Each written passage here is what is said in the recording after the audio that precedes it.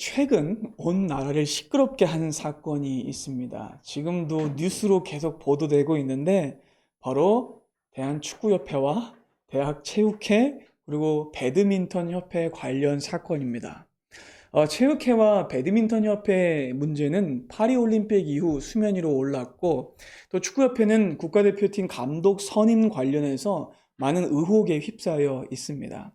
그래서 지난주 화요일에 이 국회 문체위의 주도하에 현안 질의가 있었죠. 저도 다 보지는 못했지만 실시간으로 조금씩 시청을 했습니다. 아마 그 영상을 조금이라도 보신 분이 있다면 정말 답답함을 금하지 못하셨을 겁니다. 거기에는 크게 두 가지 이유가 있는데, 첫째는 먼저는 협회의 정관과 기준을 전혀 따르지 않는 독단적 운영 때문이었고, 또 두 번째는 자신들이 무슨 잘못을 저질렀는지도 전혀 인식하지 못하고 모르쇠로 일관하는 그들의 증언 때문에 많은 사람들이 충격을 받았죠. 아니 진짜 정말 지금이 무슨 쌍팔년대도 아니고 21세기에 이런 일이 있을 수 있나 저도 싶었어요. 협회의 대표자들은 대부분이 이 국민 정서에 완전히 역행하는 모습을 보였습니다. 그때 이 참고인으로 출석했던 한 축구 해설위원이 했던 사이다 발언이 연일 화제가 되고 있어요. 그분이 이렇게 말했어요. 이 사람들은 전혀 딴 세상을 살고 있는 사람들 같습니다. 누구의 눈치도 보지 않고 국민들의 눈치도 보지 않고 국회의원의 눈치도 보지 않고 자기 권력만 행사하는 사람들입니다. 그렇기 때문에 반드시 수뇌부들은 사퇴해야 합니다. 라고 발언했어요. 깜짝 놀랐어요. 아니 여러분, 한 사람의 축구 해설가가 이 자기 업계의 최고의 권력을 가진 사람들의 면전에서 이 이야기를 한다는 건요, 자기의 일자리를 내놓는 거나 마찬가지인 거예요. 그래서 그날 이후로 그 해설위원의 이 이름 뒤에 열사라는 칭호가 붙었다고 합니다. 여러분, 그 해설위원의 말 맞다나 이번 축구대표팀의 감독 선임 과정에는 많은 문제가 보여요. 일단은 감독이 정상적인 절차와 의사결정기구의 결정에 의해 선임된 게 아니기 때문이에요.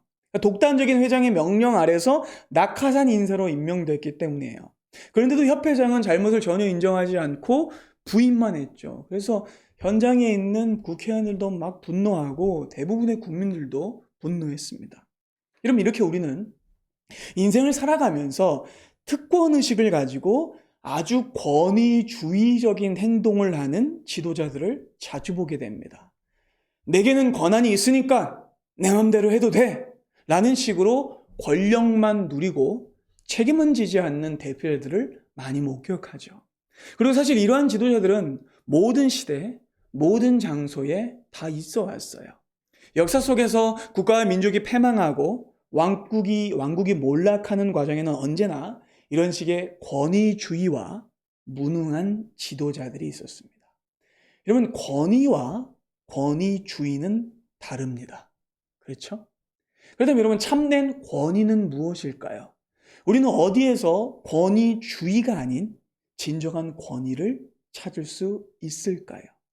오늘 본문에는요, 세상의 그 어떤 사람도 가지지 못하고 보이지 못했던 진정한 권위가 등장합니다.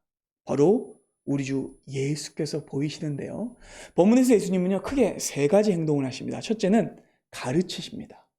두 번째는 귀신을 쫓아내십니다. 세 번째는 병을 고치십니다. 그리고 이 모든 행동 안에는 예수님의 신적 권위가 담겨져 있어요. 그렇기 때문에 우리는 이 사건을 통해 진정한 권위가 무엇인지 배울 수 있어요. 진정한 권위는 세상 사람들이 갖길 원하는 그런 식의 권력 같은 것이 아니에요. 권위를 내세우는 권위주의 같은 것이 아니에요. 진정한 권위는 오직 예수님에게서만 발견되고 그분이 하시는 일을 통해서만 드러납니다. 놀랍게도 예수께서는 인간의 타락 이후 실종되어 버렸던 권위를 다시 공생의 첫 시작점에서 보여주세요. 바르게는 오늘 말씀을 통해서 이 땅에 오신 이 예수님의 그 목적과 이유를 깨닫고 그분이 하신 일을 보면서 그분을 더 사랑하게 되고 그분을 따라가게 되는 은혜가 있기를 바랍니다. 자, 지난 시간 예수님은요, 나를 따라오라 라고 말씀하셨죠. 제자들을 부르셨습니다. 그리고 이제는 그 이어서 가버나움의 회당에 들어가 가르치기 시작하시는데요. 이 일을 통해 회당 안에 있던 사람들이 깜짝 놀라 뒤집어지는 일이 벌어집니다. 자, 21절부터 보시죠. 그들이 가버나움에 들어갑니다. 예수께서 곧 안식일에 회당에 들어가 가르치심에 뭇 사람이 그의 교훈에 놀라니 이는 그가 가르치시는 것이 권위 있는 자와 같고 서기관들과 같지 아니함일러라. 자, 여러분, 예수님이 가버나움의 회당에 들어가시는데요. 이날이 어떤 날이었어요? 안식일이었죠. 그날 회당 안에는요, 가버나움 안에 사는 모든 사람들이 있었다고 해도 과장이 아니에요. 왜요? 안식일이니까. 유대인들은 안식일에 회당에서 거의 하루를 다 보냈습니다. 그러니까 아픈 사람이나 정결법 때문에 회당에 들어오지 못하는 사람들 빼고는 정말로 마을 사람들 거의가 이날 회당에 모여 있었을 거란 말이에요. 근데 그때 예수께서 회당 안에 들어가시는 거예요.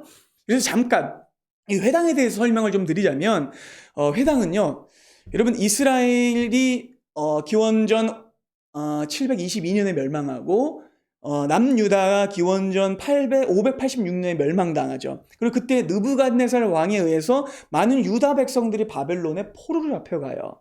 그때 유다 포로들은요, 더 이상 바벨론에서 제사를 드릴 수 없잖아요. 왜? 성전이 없으니까. 그래서 거기서 회당을 세우게 된 거예요. 그래서 유대인들은 제사를 드리지는 못했지만 회당 안에서 율법을 공부하고 암송했어요. 그래서 이렇게 자녀들을 회당 안에서 교육하고 민족 정신을 고취시켰던 거죠. 그러니까 회당은 유대인들이 자신들의 선민의식을 유지하고 공동체 의식을 굳건히 하는 매우 중요한 장소로 한 600년 가까이 이어져 온 장소였어요. 그리고 그 전통은 포로에서 귀환한 후에도 이어져 내려왔고 예수님 당시에도 여전히 유대인들의 사상적, 종교적, 문화적 중심지로 기능했어요. 물론 헤롯 대왕이 중축했던 예루살렘 성전이 제일 중요한 성지이긴 했지만 마을마다 있었던 회당이 그들의 종교의 구심적 역할을 했습니다. 근데 바로 그곳에 예수님이 들어가시는 거예요.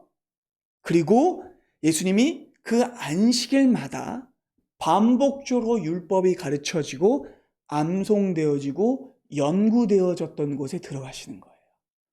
그리고 그곳에 들어가서 예수님이 뭘 하기 시작하세요? 가르치기 시작하세요. 그럼 이 가르치신 것이 무엇일까요? 구약의 율법이라는 거예요. 근데 그 가르침 말씀을 듣자마자 그 회당 안에 있는 모든 사람들이 깜짝 놀라 눈이 뒤집어지기 시작하는 거예요. 한 번도 듣지 못했던 가르침이었기 때문이에요. 그리고 꼭 그 말씀은요, 그냥 누군가의 책을 보거나 누군가의 한 말을 레퍼런스로 인용해서 이렇게 하는 말 같지 않았어요. 예수님이 하시는 말씀은 꼭 원저자가 하시는 말씀 같았거든요. 그러니까 예수께서 하신 말씀인 심지어는 그 율법을 전달해준 모세의 가르침보다 더 뛰어났던 거예요. 그래서 사람들이 다 놀란 거예요. 그래서 여러분, 우리는 이 특정한 표현에 주목해야 되는 겁니다. 본문은 예수님의 가르침을 설명할 때에 능력이라는 단어를 사용하는 것이 아니라 권위라는 단어를 사용하고 있어요.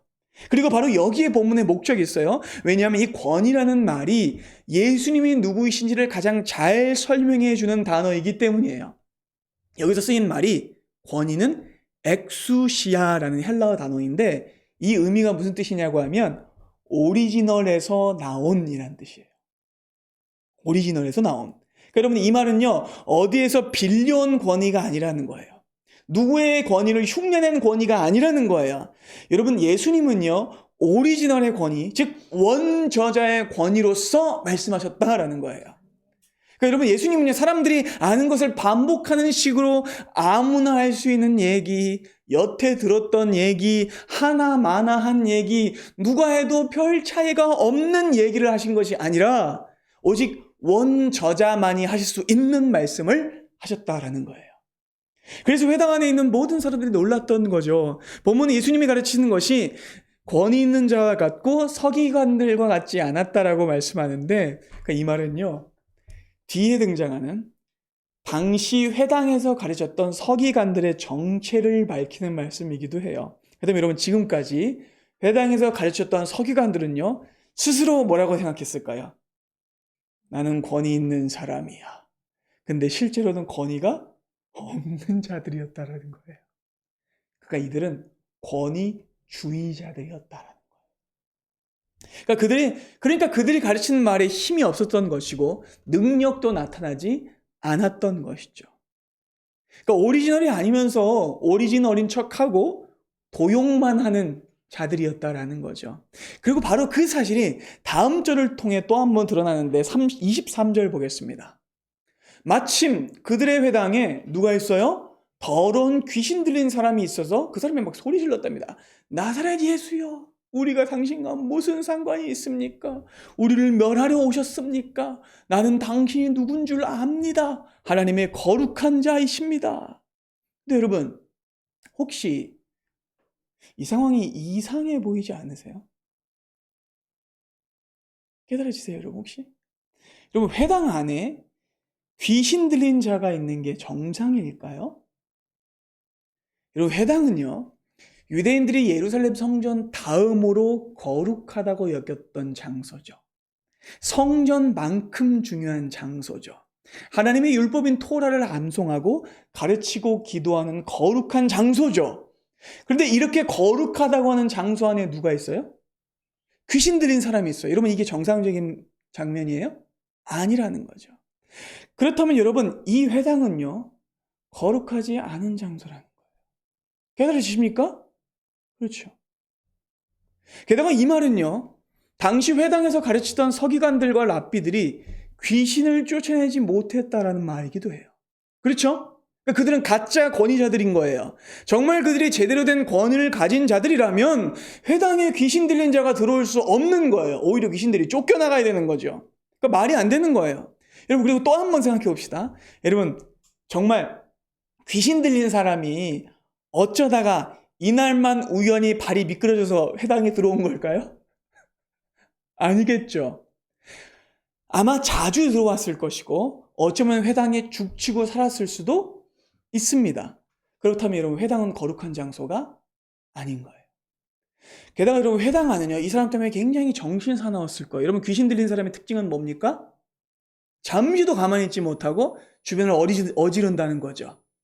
여러분, 귀신 들린 사람이 이 랍비나 서기관들이 율법을 낭독하고 토라 공부시킬 때 가만히 있었겠어요? 가만히 못 있었을 겁니다.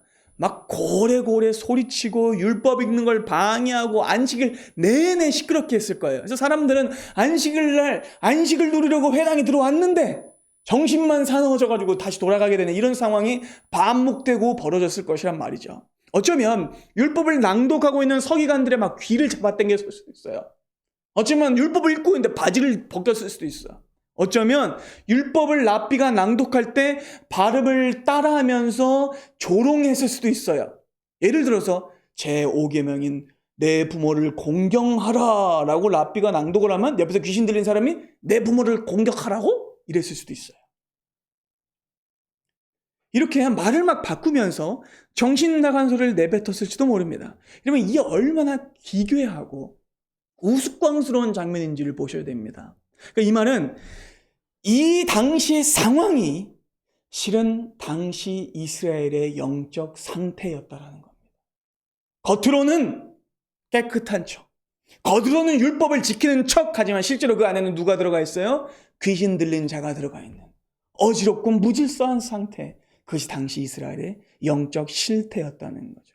껍데기만 거룩한 척하면서 실제로는 권위가 하나도 없고 부정되고 오염된 상태였다는 거죠. 그런데 가짜 권위가 아닌 진정한 권위를 가신 예수께서 그곳에 들어가시자 놀라운 변화가 일어납니다. 이제까지는 두려울 것이 막 날뛰면서 랍비와 서기관을 조롱하던 귀신 들린 사람이 힘을 잃어버려요. 그리고 회당 안으로 들어오시는 예수님을 보자마자 그 귀신 들린 사람의 눈 아래서 힘이 빠져요. 그리고는 벌벌 떨면서 소리칩니다. 나사렛 예수요, 도대체 여기 왜 오셨습니까? 여기 이 말도 이상해요. 여기는 내 구역인데요 라고 말하는 것 같아요. 회당이 그렇게 돼버린 거예요. 당신 여기 왜 오셨습니까? 우리를 멸하시러 왔습니까? 야, 여기서 여러분 진짜 이 귀신이 맞는 말 하잖아요. 그죠? 우리를 멸하시러 온 거예요. 그들을 멸하시러 오신 거예요. 당신은 하나님의 거룩하신 분입니다. 믿을 수 없는 일이 벌어집니다. 어느 누구도 이 귀신 들린 사람을 제압하지 못했어요. 그런데 예수께서 들어오시자 귀신이 겁을 내면서 잠잠해집니다. 이제껏 어떤 서기관이 호통을 쳐도 눈 하나 깜짝 안 하던 그 사람이 온몸을 쭈그린 채 벌벌벌벌 떨고 있어요. 그리고 그 말을 듣는 예수께서 이렇게 말씀하십니다. 25절 보시죠. 예수께서 꾸짖어 이르시되 잠잠하고 그 사람에게서 나오라 하시니 더러운 귀신이 그 사람에게서 경련을 일으키고 큰 소리를 지르며 나오게 되죠. 예수님이 꾸짖으시자 가버나움 마을 전체와 회당 전체를 소란스럽게 했던 그 귀신이 그 사람에게서 나오게 됩니다. 그리고 우리는 이 장면에서 지난주에 살펴보았던 조언과 복음의 차이를 또 한 번 목격하게 됩니다. 여러분 보세요. 당시 가버나움 회당 안에 있었던 서기관들은 귀신 들린 사람에게 늘 이렇게 말했을 거예요. 그러면 안 돼. 아이 조용히 해. 율법 있는데 그 떠드는 거 아니야. 조용히 해. 뭡니까? 조언. 그렇죠. 그를 바꾸지 못합니다. 근데 예수님 뭐라고 말씀하십니까? 잠잠하고 그 사람에게서 나오라. 많이 말씀하신 것도 아니에요. 명령이자 선언입니다. 그러니까 복음이 전해지자 그 사람에게서 더러운 귀신이 나와서 쫓겨나가게 되는 거예요.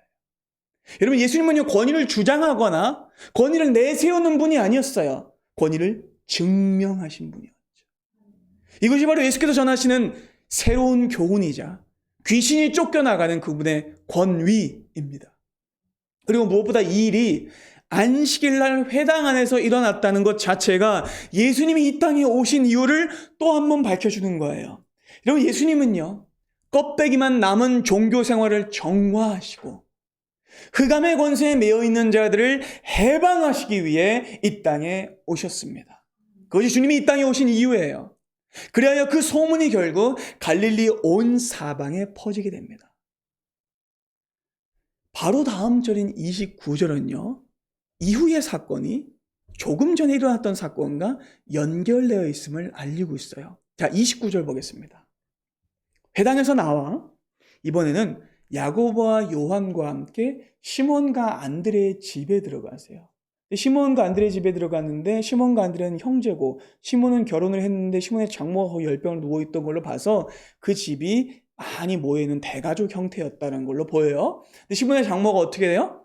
10병으로 누워 있었습니다. 여러분 2000년 전이에요. 10병은 매우 위험한 전염병으로 여겨집니다. 사람들이 곧 그 여자에 대해서 예수께 여짜온데 나아가사 그 손을 잡아 일으키시니 10병이 떠나고 여자가 그들에게 수종드니라. 여러분 주님은요 회당 계속 머물러 계신 것이 아니라 회당에 밖으로 나가셔서 안드레와 시몬의 집에 들어가셨는데 그 이유는 시몬의 장모 즉 베드로의 장모가 10병에 걸려 있었기 때문이에요. 그리고 이 10병에 들려있던 사람은 회당에 들어와요 못 와요? 못 옵니다. 당시 고대 사회에서 10병에 걸리면 대부분의 사람들은 손도 쓰지 못하고 죽었어요. 여러분 조선시대 제일 무서웠던 게 뭐였습니까? 호환마마였죠. 그렇죠? 호랑이가 물어가는 거와 천연두 마마가 제일 무서웠다고 그러잖아요. 그렇죠? 2000년 전은 더 했습니다. 여러분 근데 예수께서 베드로의 장모를 고치기 위해 부정한 곳에 또 들어가시는 거예요. 이 장면도 여러분 엄청난 파격이에요. 왜냐하면 여러분 우리는 예수님이 수많은 사람들을 만나시고 찾아가시고 그러셨기 때문에 맞아 예수님이 또 누굴 만나셨겠네 라고 그냥 자연스럽게 보는데 아니에요. 여러분 예수님이 지금 병 걸린 사람의 집에 찾아간 사건은요 당시로서는 정말 파격적인 일이었어요. 왜냐하면 당시에 랍비들은요 신방을 안 갔거든요. 다 자기를 찾아와야 되는 거예요. 여러분 그리고 당시에 이스라엘 사람들이 얼마나 율법을 빡빡하게 지킨 줄 아시죠? 이스라엘 사람들은요 정결법에 목숨을 걸었고 특히 열병이나 전염병을 앓는 사람들 근처에는 절대 가지 않았어요. 철저히 격리시켰어요. 그러니까 사실은 원래대로 하면 베드로하고 안드레도 실은 이날 회당에 가면 안 되는 사람들이었던 거예요. 왜냐? 집안에 열병 앓는 사람이 있으니까. 그들은 굉장히 폐쇄적이고 무정한 방식으로 율법을 지켰고 하나님이 처음 목적하신 것보다는 문자적 율법주의에 빠져 있었던 사람들이었어요. 그리고 예수님이 찾아가신 것이 왜 좀 특이하냐면 여러분 구약에는 여러 가지 이야기를 봐도 구약의 선지자들 중에 신방한 사람이 거의 없습니다. 구약의 선지자들이 신방한 것 같은데요 라고 느껴진다면 그건 하나님이 보내서 간 거예요. 자진해서 간 경우는 거의 없어요. 심지어는 열왕기상을 보면 엘리사 선지자를 왕이 직접 찾아오거나 왕이 전령을 보내서 만나러 가게 되는 경우가 꽤 많이 나와요. 선지자가 직접 찾아오는 경우는 별로 등장하지 않습니다. 근데 여러분, 지금 예수님은 어떻게 하세요? 직접 찾아가시는 거예요. 율법에 따라 격리되어야 하고 회당에 나올 수도 없고 정상인과 접촉해서는 안 되는 늙은 여성에게 예수님이 찾아가십니다. 여러분, 이게 얼마나 큰 파격인지 깨달아지세요? 믿겨지지 않는 일이죠. 그리고 바로 이 장면에서 예수께서 이 땅에 오신 이유가 또 한 번 드러나는 거죠. 주님이 이 땅에 병들어가는 우리를 일으키기 위해 오신 분이십니다. 격리되어 있고 사람들의 눈길을 받지 못하고 저 구석에서 흑암에서 죽어가고 벌벌 떨면서 생명이 꺼져가는 우리를 살리기 위해 찾아오신 분이십니다. 여러분, 그래서 우리는 이 장면을 볼 때 너무나 큰 은혜를 받게 됩니다. 보세요. 우리 예수님의 사역은요, 안과 밖을 가리지 않습니다. 부정과 거룩을 가리지 않습니다. 남자와 여자를 가리지 않습니다. 나이가 많은 자, 어린 자를 가리지 않습니다. 있는 자와 없는 자를 가리지 않습니다. 영적으로 병든 자와 육적으로 병든 자를 가리지 않습니다. 우리 주님의 치유는 회당 안에 있는 자들에게 베풀어지고 회당 밖에 격리되어 있는 자들에게도 베풀어집니다. 여러분, 주님은 종교적 틀에 갇히지 않으세요. 주님이 그렇게 친히 찾아오심으로써 거짓 가르침을 몰아내시고 거짓 권위를 몰아내시고 귀신과 부정함을 쫓아내시고 질병과 고통을 몰아내십니다. 그리고 이것이 바로 주님께서 오늘 말씀을 통해 우리에게 보이신 진정한 주님의 권위입니다. 여러분, 오늘날도 그렇지만 특별히 고대 사회에서는요, 이 권위라는 게, 자격이라는 게 매우 중요했습니다. 유대 사람이든 로마 사람이든 누구든 어떤 일을 하거나 사람들 앞에 서려거는 반드시 권한과 권위를 가졌어야 됐어요. 그리고 본문 안에서 주께서 친히 보이시는 모습은요, 당시 혹독한 로마의 박해 때문에 힘들어하던 로마 성도들에게 굉장히 큰 메시지가 됩니다. 왜냐하면 당시 로마 사람들은요, 누군가를 평가할 때 그 사람의 말로 평가한 게 아니라 그 사람의 행동으로 평가했거든요.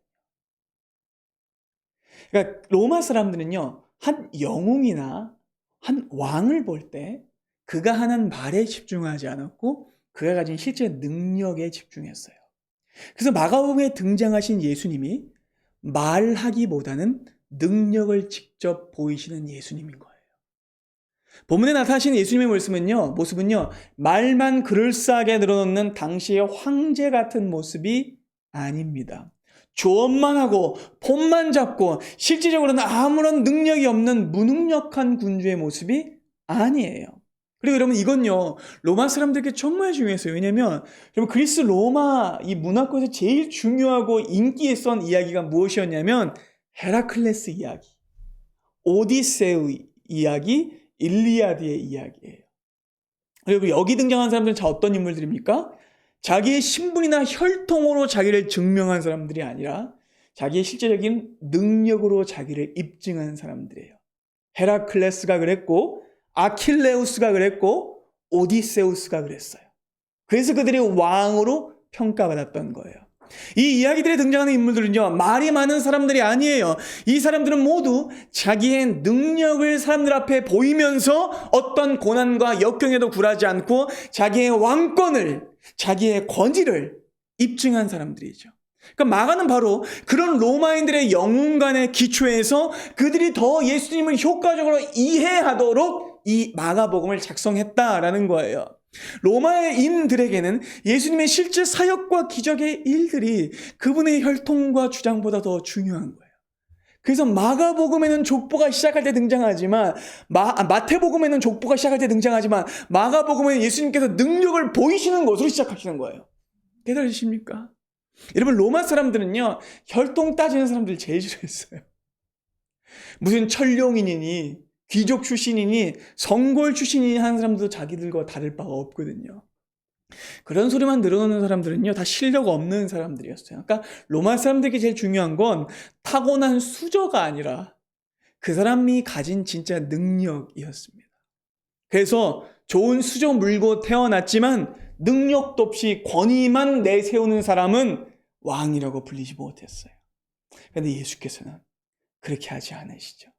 마가복음을 통해 드러나신 예수님은 언제나 말보다 행동이 앞서는 분이십니다. 그리고 그 말씀하신 것을 정확히 이루시는 분이시죠. 그러니까 오늘 본문을 통해 진정한 권위가 드러납니다. 예수님은 신적인 능력으로 그리고 원저자의 가르침으로 귀신을 쫓아내심으로 병을 고치심으로 자신의 왕되심을 입증하십니다. 그리고 그 모습은요, 거대한 박해로 인해 크게 흔들리고 있던 로마 성도들에게 아주 큰 힘이 되었을 겁니다. 자, 본문으로 돌아가서요. 이 소식은 또 한 번 이 가버나움 온 동네에 퍼지게 됩니다. 32절부터 보시죠. 저물어 해질 때에 모든 병자와 귀신 들린 자를 예수께 데려오니 온 동네가 그 문 앞에 진짜 그 사람들이 오전에는 어디가 있다가 회당에 쫙 모여있다가 지금 해가 지니까 예수님이 병도 고친다는 말을 듣고 전부 시몬의 집 앞에 다 모인 거예요. 온 동네 사람 다. 예수께서 각종 병이 든 사람을 고치시며 많은 귀신을 내쫓으시되 귀신이 자기를 알므로 그 말하는 것을 허락하지 않으십니다. 자, 그리고 예수께서는 이때 자기를 찾아온 사람들 전부 다 고쳐주시는데 한 가지를 분명하게 하세요. 그것이 무엇입니까? 자기의 정체를 누설하지 못하게 하시는 거죠. 귀신이 예수님을 드러내는 것을 허락하지 않으십니다. 여러분, 왜 그럴까요? 자, 본문에서 예수님은요, 두 가지 유형의 일을 하세요. 두 가지 유형의 일은. 하나는 적극적인 일이고 또 하나는 소극적인 일입니다. 적극적인 일은 뭘까요? 지금까지 등장했던 일, 가르치시는 일, 귀신을 쫓아내시는 일, 또 병을 고치시는 일이 적극적인 일이에요. 또 반대로 소극적인 일도 있는데 이 소극적인 일은요, 무언가를 하지 못하게 하시는 거예요. 바로 귀신들이 예수님의 정체를 밝히지 못하게 하신 거예요. 그렇다면 여러분, 예수님은 왜 귀신들이 자기에 대해 말하는 것을 허락하지 않으시는 걸까요? 간단해요, 여러분. 왜냐하면 그것은 찬양이 아니기 때문이고 기도도 아니기 때문이고 전도도 아니기 때문입니다. 여러분, 찬양이란 무엇입니까? 단순히 몇 마디 말로 예수님을 높이는 것이 아니라 찬양이란 자기의 인격과 전 존재를 들여서 하는 전심 어린 신앙의 고백의 행위죠. 근데 여러분, 지금 귀신들이 하는 행위가 찬양이에요? 아닙니다.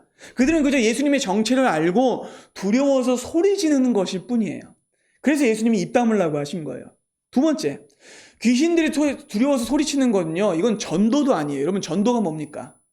전도는 내가 만난 주님을, 이게 여러분 기준이에요. 근거는 내가 만난 주님을 전해야지 전도예요. 내가 만난 주님을 내 이웃에게 진정한 기쁨으로 전하는 전인격적 행위예요. 예수 믿으세요 라는 말 한마디가 전도가 아니죠. 복음적 삶을 포함한 언행이 전도입니다. 그렇다면 여러분, 지금 귀신들이 한 말도 전도가 아닌 거예요. 그래서 예수님이 금하신 거라는 거죠. 자, 오늘 본문의 사건을 통해 예수께서는 자신이 가지고 계신 하늘의 권위를 보여주세요. 그리고 이렇게나 놀라운 기적이 일어났음에도 불구하고 마지막 구절은요, 무언가 허무함을 자아냅니다. 자, 귀신들에게 말하는 것을 금하신 예수님이 이 모습을 통해서 뭔가 좀 부정적인 느낌이 들기 때문이에요. 그렇다면 여러분, 무엇이 오늘 본문이 가르치고자 하는 것일까요? 귀신 들린 자의 외침일까요, 혹시? 아닐 겁니다. 그리고 엄청나게 사람들이 모여들었던 것이 또 답일까요? 그렇지 않습니다. 그러니까 여러분, 본문은 결국 이 말을 하려는 거예요. 다만 두려워서 피해서도 안 되고 병고침에 혹해서 생각 없이 몰려들어서도 안 된다는 겁니다. 여러분, 잠잠히 오늘 말씀을 한번 생각해 보시고 들여다보세요. 제 본문의 핵심은요, 수많은 사람들의 북적이는 소리에 있지 않습니다. 본문의 핵심은 정신없이 울부짖는 귀신의 절규에 있지도 않습니다. 그럼 본문의 핵심은 어디에 있냐면요, 말없이 예수님을 따른 한 무명의 여인에게 가 있습니다. 본문의 초점은요, 마구 몰려든 사람들이 아니라 소리 지르며 쫓겨나가는 귀신들에게 있지 않고 본문에 등장한 단 한 명의 제자에게 가 있습니다. 그리고 그 제자는요, 시몬도 아니었고 안드레도 아니었습니다. 그 제자는 바로 시몬의 장모였어요. 자, 본문 30절을 한번 보시죠. 함께 읽어볼까요? 시작.